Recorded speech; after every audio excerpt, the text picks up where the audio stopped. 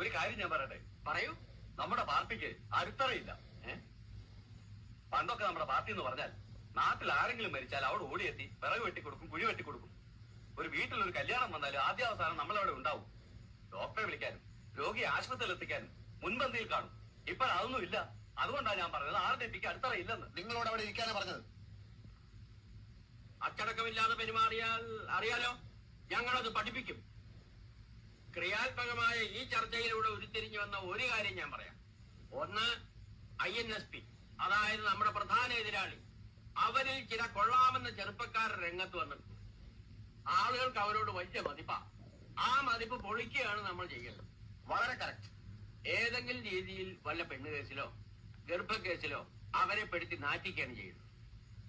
ജനങ്ങൾ അവരെ കാർക്കിച്ചു തുപ്പുന്ന ഒരു പരിസ്ഥിതിയിൽ എത്തിച്ചാൽ നമ്മൾ ജയിച്ചു. 6 മാസത്തിനുള്ളിൽ നമുക്ക് നഷ്ടപ്പെട്ടത്